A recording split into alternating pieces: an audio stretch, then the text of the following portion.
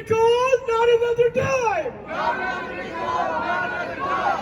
Not another nickel, not another dime. Not another nickel, not another dime. No more money for Israel's crime. No more money for Israel's crime. Biden, Biden, you can't hide. Biden, Biden, you can't hide. Biden, Biden, you can't hide. Biden, Biden, you can't hide. Stop funding apartheid. Stop funding apartheid. Free, free Palestine. Free, free Palestine. Free, free Palestine. Free, free Palestine. Long live Palestine. Long live Palestine.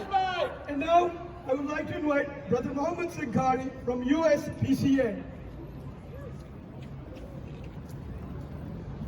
Good afternoon, everyone. Good afternoon. Good afternoon, everyone. Good afternoon.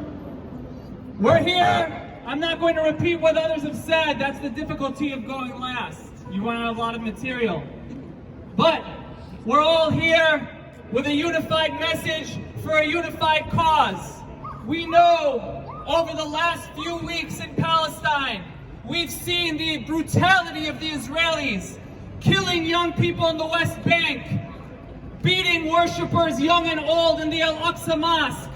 On the Holy Week of Easter and on Holy Sunday for Orthodox Christians, they went into the Church of the Holy Sepulchre and assaulted the priest inside. Outside they stood and said, if you are a Palestinian and Christian, stand on this side, and if you are a non-Palestinian Christian, stand on this side so that you may enter your holy sites. This is the face of the apartheid Israeli regime. But that's not the whole story. The rest of the story is the 250,000 Palestinians that flooded into Al-Aqsa Mosque on Laylat al-Qadr to pray Tarawih prayers together in direct defiance in the face of the Israeli regime. Yes. The rest of the story is the unified Palestinian resistance across the West Bank and across the Gaza Strip, who said there are now red lines when the racist right-wing Israeli settlers went out to march on what they called Flag Day, in which they flood the streets of Jerusalem and chant death to the Arabs and Muhammad is dead.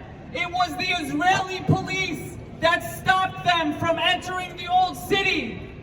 And it's not because the Israelis had a change of heart and now they care about the Palestinians.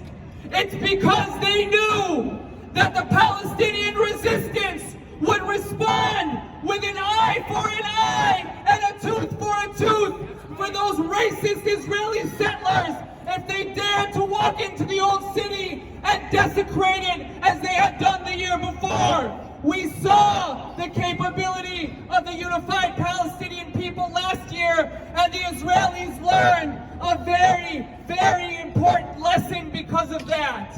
And what we know now, and what we see now, is that the state of Israel is in its final death throes. I'm telling you, I promise you, it is a decaying, racist, apartheid, colonialist state. And racism and apartheid and colonialism do not last.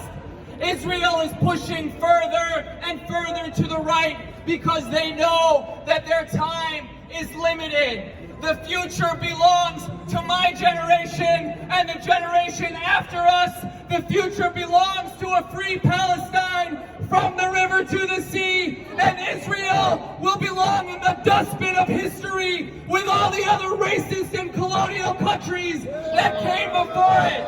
From the river to